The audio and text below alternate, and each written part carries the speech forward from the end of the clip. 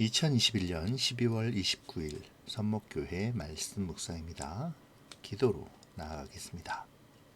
좋으신 하나님, 디모데후서의 말씀을 묵상하며 하나님의 사람으로 갖춰야 할 것을 알게 하시니 감사합니다. 오늘의 묵상을 통해 더욱 하나님의 사람으로서의 온전함을 생각하게 도와주시옵소서. 이 시간 주님의 지혜가 우리 안에 풍성히 임하시기를 바라오며 예수님의 이름으로 기도합니다. 아멘. 오늘 말씀은 디모데후서 3장 10절부터 17절입니다.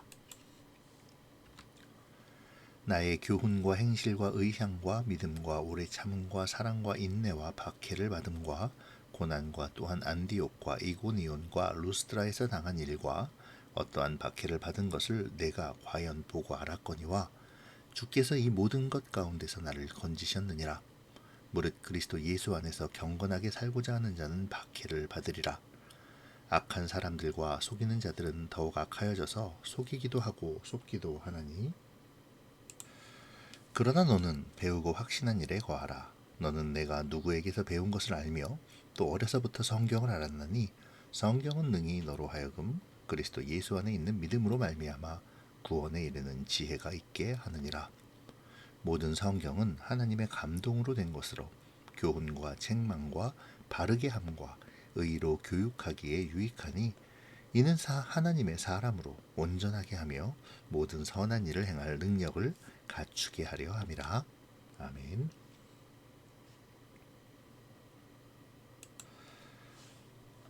지금까지 디모데후서를 통해 바울이 디모데에게 가르친 것이 디모데가 따르지 말고 대적해야 할 것들, 곧 거짓 교사들과 세상의 악한 영향력에 대한 경계였다면 오늘 본문은 디모데가 반드시 따르고 집중해야 할 것들에 대한 가르침이라 할 수 있습니다.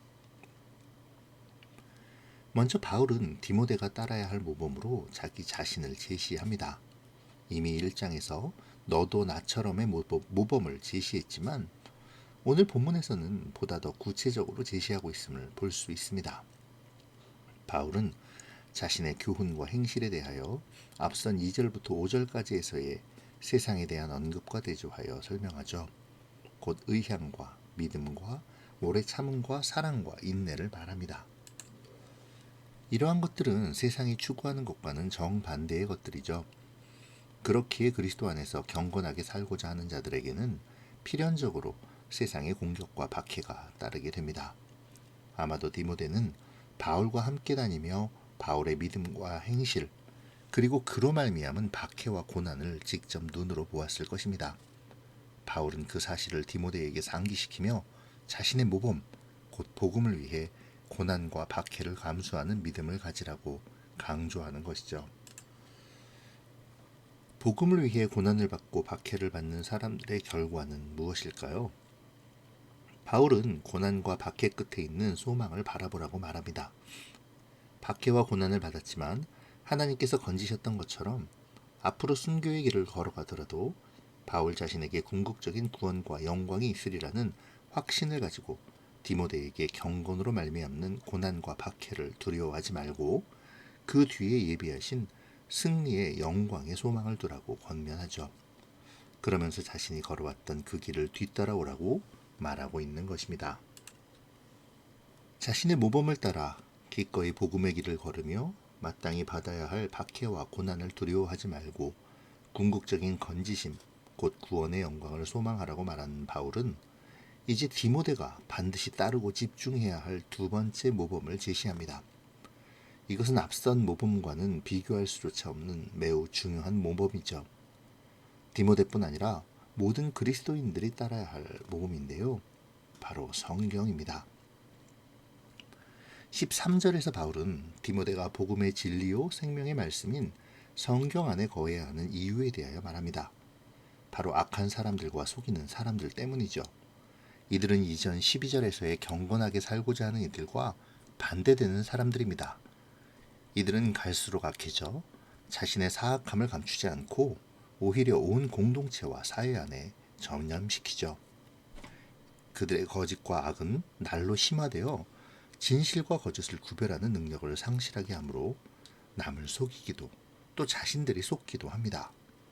그렇게 알게 모르게 거짓과 악에 빠져드는 것이죠.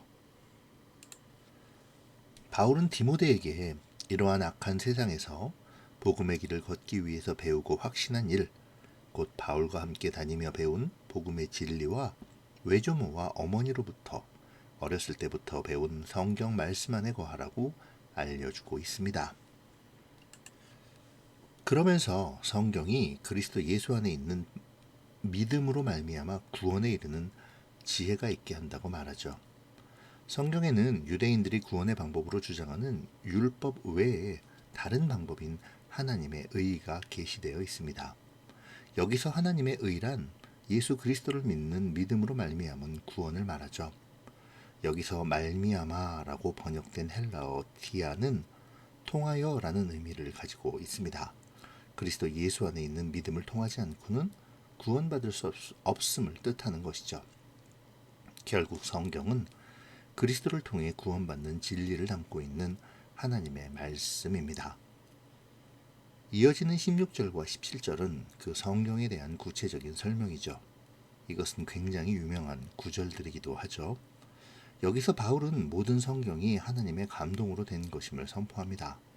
성경은 여러 시대를 거쳐 여러 사람들에 의하여 기록되었지만 그 기록의 한 글자 한 글자는 모두 하나님께서 임재하시고 감동시키심으로 하나님의 뜻대로 기록된 것임을 분명히 하고 있는 것이죠. 이러한 성경은 사람을 교훈하고 책망하며 바르게 함과 의롭게 살도록 교육하여 하나님의 사람으로 온전하게 살도록 하며 모든 선한 일을 행할 능력을 갖추게 하는 하나님의 계시이자 교육 방법이기도 합니다. 그렇기에 바울은 디모데에게 쉬지 말고 성경을 가까이 하며 읽고 연구할 것을 권면하죠. 아무리 중요한 일이 있다 하더라도, 아무리 급한 사역의 일이 닥쳐온다 하더라도 성경을 읽는 일을 소홀히 하지 말 것을 가르칩니다. 바울은 자신의 예를 들어 복음의 진리를 따르며 복음의 길을 걷는 자들은 세상으로부터 고난과 박해를 받을 것임을 말해줍니다. 그러면서 디모데로 하여금 자신처럼 박해와 고난의 길을 걸으라는 듯한 느낌을 주는데요. 바울은 디모데에게 복음의 길의 끝에 하나님의 건지심의 영광이 기다리고 있다고 말하죠. 이러한 자신의 경험을 바탕으로 선뜻 복음을 위해 박해와 고난 앞으로 나아가라는 것입니다. 하지만 바울은 이후에 자신의 운명이 어떻게 될 것인가 역시 짐작하고 있었죠. 지금까지는 하나님께서 자신을 위험에서 건지셨지만 이제는 마지막 복음의 길을 요구하시고 계시는 것을 알고 있습니다. 어쩌면 바울은 지금 이 순간 다니엘의 세 친구의 고백을 드리고 있는 것인지도 모릅니다. 그리 아니하실지라도 하나님의 선하심을 믿고 의지하며 순교의 길로 나아가고자 하는 것이죠. 비록 순교의 길로 나아가지만 하나님께서는 최후 승리의 영광을 예비해 놓으셨습니다. 세상의 악한 존재들은 그 승리의 길로 가는 것을 어떻게든 방해하려 하죠. 때로는 미혹으로, 때로는 박해와 고난으로, 때로는 조롱과 멸시로 말입니다. 하지만 우리는 여기서 경건의 모양만을 갖추고 경건의 실체가 없는 사람들처럼 주저앉아 있을 수는 없습니다. 우리의 신앙을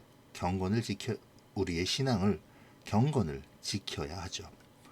미혹에 맞서 싸우고 경건한 삶으로 말미암은 박해와 고난을 두려워하지 말아야 합니다. 하나님의 지키심과 건지심의 역사가 그 영광이 우리에게 예비되어 있기 때문이죠. 오늘 나는 경건의 모습을 통해 세상이 주는 박해와 미혹과 조롱과 멸시를 이기며 견뎌내고 있습니까? 성경은 하나님의 감동이자 임재입니다. 그렇기에 교훈과 책망, 바르게 함과 의로 교육함의 모든 것에 유익한 도구이죠. 바울은 디모데전서에 이어 디모데후서에까지 이 점을 디모데에게 강조하고 있습니다. 디모데전서에서 바울은 디모데에게 읽는 것과 권하는 것과 가르치는 것에 전념하라고 가르친 바 있습니다. 그리고 오늘 본문에서도 배우고 확신한 일에 거하라며 성경 안에 거할 것을 강조하죠. 바울이 이토록 성경을 강조하는 이유는 성경이 하나님의 사람으로 온전하게 하여 하나님의 뜻대로의 선한 삶을 살도록 하기 때문입니다.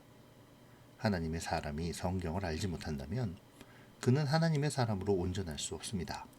하나님의 뜻대로의 삶을 살지 못하고 세상의 속임수에 넘어가 경건의 모양은 있으나 실제 경건은 없는 사람이 되어버리고 말죠. 마치 예수님의 모래 위에 집을 짓는 어리석은 자의 비유처럼 믿음은 쉽게 흔들리며 작은 시험에도 넘어져 하나님을 원망합니다. 세상의 눈을 돌려 세상이 주는 안락함과 윤택함을 더 사모하게 되겠죠. 오늘 우리가 시험에 넘어지는 이유가 어디에 있을까요? 세상의 눈을 돌려 세상이 주는 풍성함에 온통 마음을 빼앗기는 이유는 무엇일까요? 왜 우리의 믿음은 작은 흔들림에도 이리저리 흔들리고 휘둘려질까요? 사실 우리의 시대에는 마음만 먹으면 말씀을 듣고 볼 수 있는 시대입니다. 그런데 왜 오히려 말씀을 듣고 보기 어려웠던 시대보다 우리의 믿음은 성장하지 못할까요? 혹시 너무도 쉽게 말씀에 접근할 수 있기에 오히려 말씀을 등한시하고 있기 때문은 아닐까요? 나는 얼마나 하나님의 말씀을 배우기를 좋아하고 있습니까? 말씀을 묵상하고 말씀과 동행하기를 나는 즐거워하고 있습니까? 배우고 확신한 일에 거하고 있는지요? 오늘 우리가 얼마나 성경을 하나님의 말씀으로 인정하고 있는지, 또 얼마나 말씀을 나의 삶에 실천하고 있는지 점검해 보기 바랍니다.